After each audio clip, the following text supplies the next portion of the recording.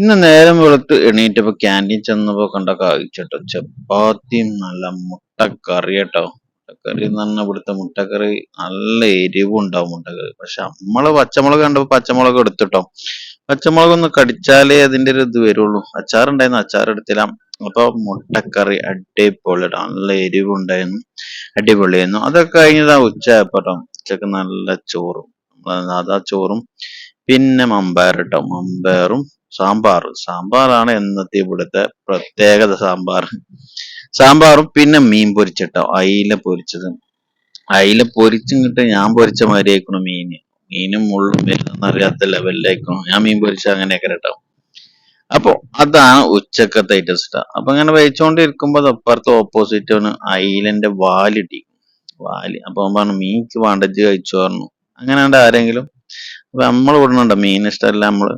അപ്പൊ അതൊക്കെ കഴിഞ്ഞതാ ഒരു വൈകുന്നേരം 4 മണിയായപ്പോ ലോറിന്ന് ചങ്ങായി വന്നിട്ട് പറഞ്ഞു ചായ കുടിച്ചോ. നല്ല കുവൈത്തി പാൽപ്പൊടി ഇട്ടത്, കുവൈത്തി പാൽപ്പൊടി കൊണ്ട് ഉണ്ടാക്കിയ അടിപൊളി. പിന്നെ അയാൾ കടലിൽ തന്നു. ഒപ്പം ലോഡിങ് സ്റ്റാഫും ഉണ്ടായിരുന്നു കേട്ടോ. ഓൽക്കുമ്പാടെ കിട്ടിയതായിരുന്നു. നല്ല അടിപൊളി ചായ. കുവൈത്തി പാൽപ്പൊടി കിട്ടുകയാണെങ്കിൽ അടിപൊളിയുണ്ടോ. പാല് പാരുന്ന അതേ ടേസ്റ്റ്. ഇതൊക്കെ കഴിഞ്ഞതാ വൈകുന്നേരം ആയപ്പോ സിം കൊടുക്കണ സംഭവം കേട്ടോ. സിം അത് എങ്ങനെയാണ് ഇവിടെ ഗെയിം ആയിട്ട് ഓരോന്ന് കൊടുക്കും. എനിക്ക് ക്യാപ്പ് കിട്ടിട്ടോ. ക്യാപ്പ് കിട്ടിയത് എനിക്ക് ഫ്രണ്ടിന്റെ മൊബൈലാട്ടോ. ഫ്രണ്ടിന്റെ മൊബൈലാണ്, എന്റെ സിമ്മും അതാണ്.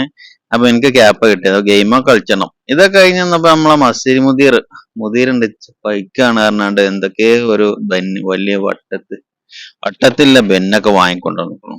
അപ്പൊ എനിക്ക് വേണോ ചോദിച്ചു. അപ്പൊ ഞാനൊന്ന് കടിച്ചു നോക്കി എന്താ അവസ്ഥ. മസ്സിരി വാജിബാണ് നിർബന്ധമാണ് മസ്സിരിയാക്ക് എന്നാ പറഞ്ഞത്. അപ്പൊ അതൊക്കെ കഴിഞ്ഞതാ ഒരാള് നമുക്ക് ഫുഡ് അധികം എന്നിട്ട് ഇന്നും അടിപൊളി ഫുഡാ. ഉച്ചക്ക് തന്ന ഫുഡാ തോന്നുന്നുണ്ടാവില്ല. ഉച്ചക്ക് തന്ന ഫുഡാണ് തോന്നുന്നല്ല, ഉച്ചക്ക് തന്ന തന്നെയാണ്. നല്ല അയില പൊരിച്ചതും നല്ല കുത്തരിച്ചോറ് കേട്ടോ. മട്ടരിച്ചോറ് ഉണ്ടാവൂലേ. ഇവിടെ വന്നിട്ട് ആദ്യമായിട്ട് മട്ടരിച്ചോറ് കഴിക്കണം കേട്ടോ. പിന്നെ അതിക്ക് മോര് കാച്ചിയുണ്ടായിരുന്നു കേട്ടോ.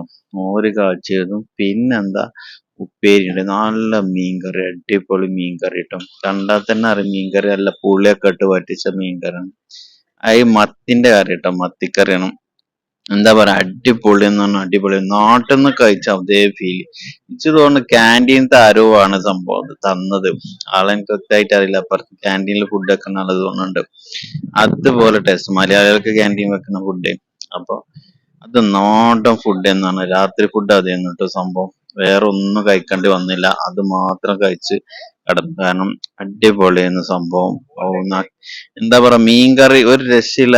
നാട്ടിലമ്മ മീൻകറി വെച്ചാൽ ഞാൻ തുടച്ചെന്തെന്ന് അങ്ങനെ കഴിച്ചു. ഏതായാലും എനിക്ക് മീൻകറി നന്നായിട്ട് ഇഷ്ടപ്പെട്ടു.